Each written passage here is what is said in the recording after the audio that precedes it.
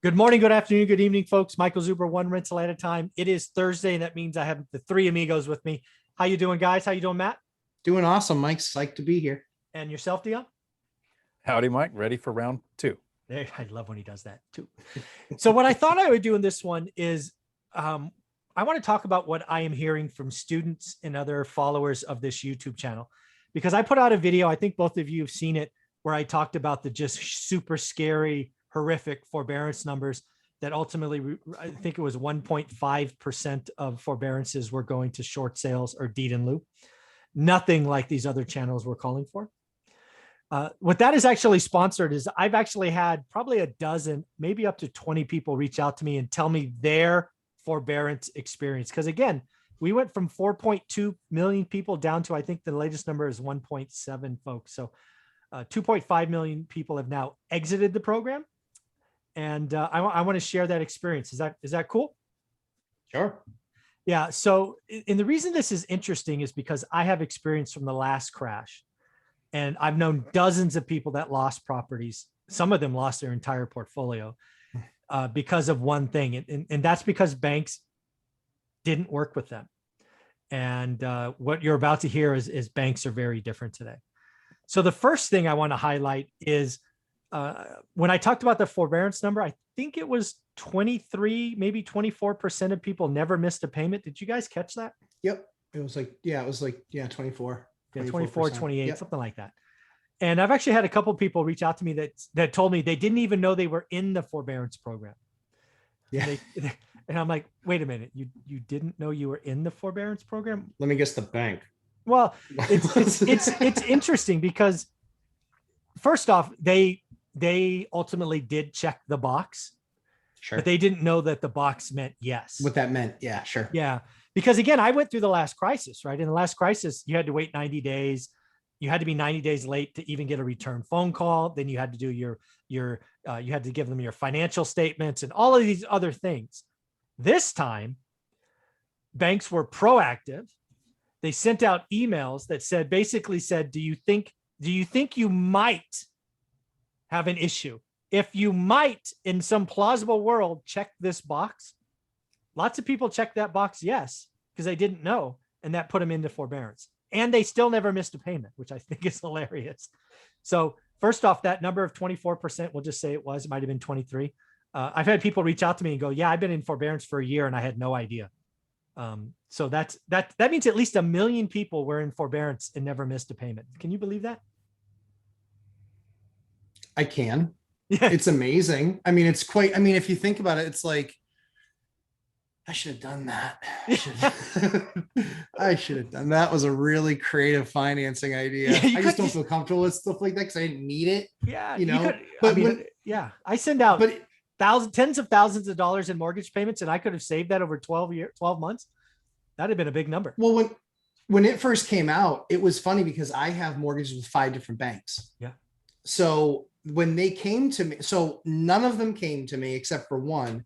When one came to me, they were over the top about it. They were like, we need you to take this to make sure everything's okay. Yeah. I'm like, weird. I don't think I need it. Like, no, we need you to take it. Okay.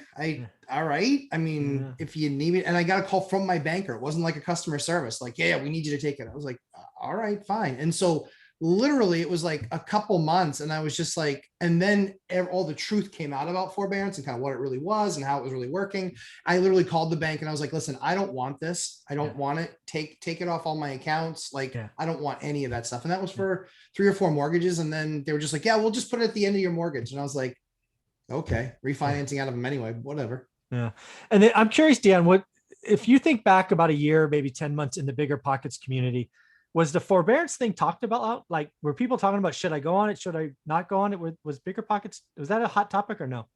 So one of the things I learned early on with Bigger Pockets was know a subject very well before you try to give advice on it, because there are some smart people in that community with years of experience, and they are brokers and agents, and they have the knowledge. So when I first started looking in Bigger Pockets, I would try to answer a question and got pounced on because I didn't know my stuff. One of the things that brought me to one rental at a time is, if you don't study history, you'll repeat it, right? I didn't invest through the last crisis, 2008.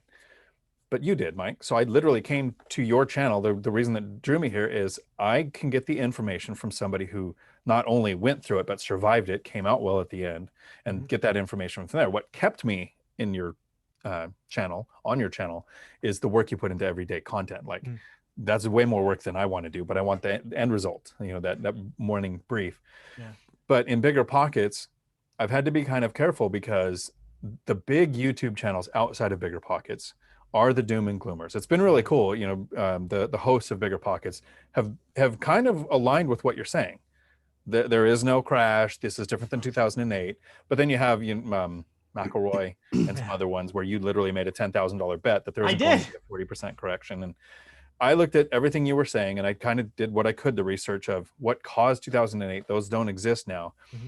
So my channel had a video where no housing crash 2021. Hardly any views. Every housing crash 2021 video of everybody's got tons of views. Right. And it was the same with forbearance. I tried a couple times to say in whatever forum I was talking, nobody has the data. Right. We don't know if 100% of people on forbearance are going to lose their house or if nobody's going to lose their house. Right. And the other step to it is people say things like, well, there's this many people not paying their rent. There's this many people on forbearance. There's this many people going.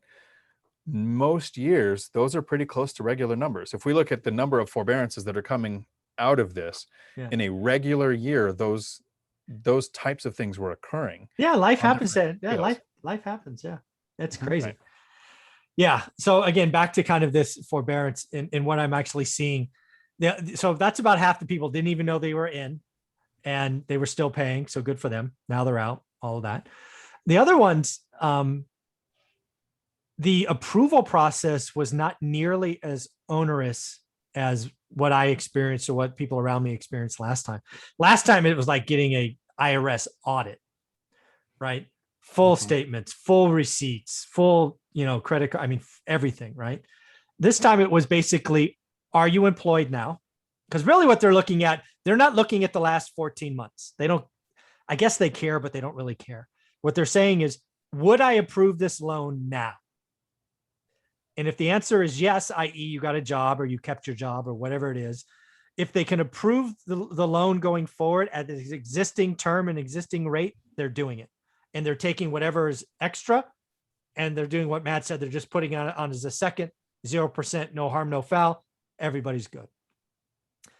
Then what we're seeing is some people got a job or something happened where they're making less now than they made before for whatever reason. Their career went away. They changed cities. They changed jobs. Mom works, dad doesn't, whatever it is. Then they're going, okay, what do we have to do to approve this?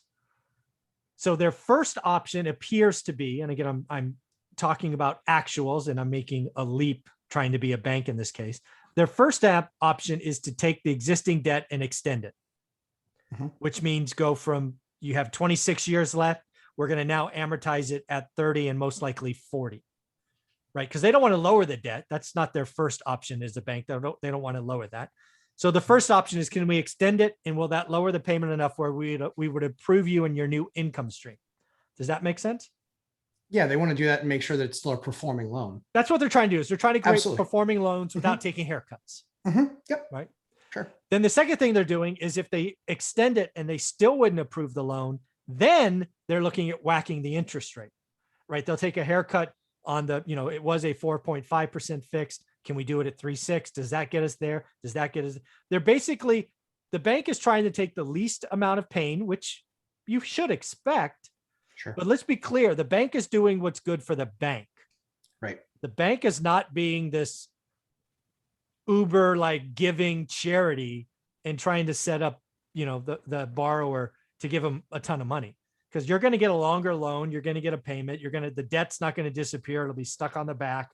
So that's what I want people to hear, right? This forbearance thing might sound cool, but let's be clear. The banks are going to make a lot of money. Absolutely. It's going to be term, then rate, then amount. Yeah. Right. In that order. That's exactly the order, because in the first two, it really doesn't cost them anything. Yeah. Because again, they're just servicing. They're just, and again, they'll stick it on the back and they'll get paid when you refi or sell. That's right. So that's been my big takeaway. And again, I told you this would happen 6 or 9 months ago, and it's actually happening now, right? This whole notion that this avoidable foreclosures is going to be banks being good citizens is a joke, right? Mhm. The banks are going to do what's good for the banks, and they're going to come out of this in a much stronger position, right? 1.5% of loans are going bad. That's about average, right? Because death happens, divorce happens, job changes happen. You've typically got about 1 to 1.2% of loans going bad every year. So this is only a slight tick up from that. So, yeah, I don't know if I should, go but ahead. I feel bad for the people who've been waiting for the crash, seeing content that gets the most views saying it's foreclosures, it's prices are too high, it's whatever the reasons are for the crash that's coming. You know, people have been waiting since 2013, missing out on years of appreciation and cash flow and principal pay down. Yeah. But in the last year, especially, everyone thinks because prices are going up, there has to be a correction or there has to be a crash. So there are people who are avoiding that whole, and it's a very common statement. It comes up in real estate all the time. Time in the market beats timing the market. Oh, I like that. And they're still waiting because there are creative content creators out there, Oh yeah. and they're going to come up with the next big scare that gets a click and makes people wait longer. That's who I feel bad for. I'm going to send Ken McElroy a check. He helped me out. Yeah. Like I'm doing 11 deals this year already. Yeah. 11. I want to smooch that guy Yeah. because he's telling everybody it sucks, it's horrible, it's awful. Run now, don't take on debt now. It's a horrible idea. Hey Ken, thanks buddy. Appreciate Thanks, you. buddy. Cool. Appreciate you. Thank you guys. Appreciate you. It made it much easier because you warmed them up with Yeah. your scare videos. I went in and I got them to sell their property to me and give me a great terms. So thank you. Yeah, that's the other thing I want to talk about, because I've actually just started talking about this. The media is going to go negative on real estate. They want to be bullish or bearish. The media, not even the YouTube creators. YouTube creators have been negative for a year, wrong and negative. Now the media, right? Diana Olick came out the other day. The housing boom is over. I'm like, well, that's an interesting topic. Let's see what she's talking about. Yeah, she Oh, finally it's- found a YouTube video. Yeah, exactly. Congratulations, Diana. You got a lot of clicks. It's new homes, all expensive. I mean, it's not even worth talking about, but yeah, I think you're right, Dion. There's a collection of people that are listening to the headlines, and basically they're not doing the work. You know, if you take my course, that's all I ask is you do the work. And yes, some markets are overpriced, but most Yes. markets aren't. So this is a little bit of a segue. Sure. I just finished using the actual binder strategy Oh, look at on you. the tenants that I'm going to use as the example for the video I make for the course to finish up that third video. Yeah. And when I bought the property, the current rents and what people thought a tenant would be okay with for an increase made it an okay deal. Right. The binder strategy and what's happening with rents, because as prices have gone up, rents are scaling right behind it. Oh, It is a killer deal Mm. now. And again, that's why you got to talk. That's why people need to follow people that are in the business, right? Most of these content creators are they're entertainers. Yes. I have been in the business 20 years. I share with people all the deals I'm doing all the time, remodels, flips, all of that stuff. And more importantly, I have 6 experts a week that are all doing deals, just like you guys. So this channel is dedicated to really people doing the work. And I keep telling them prices went up. What was it? Case-Shiller was 18%. I keep telling them rent's coming up. That prices first, rent second. And you ain't seen nothing yet. Rents are going to go up even more. It's both great for us, but very frightening for others.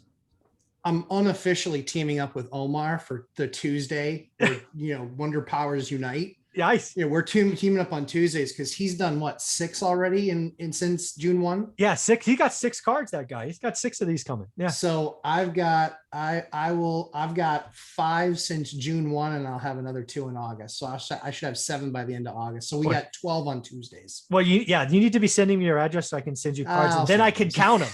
I can't count them unless I mail you a card. Come on now. Help me get to 500 and get some purple hair.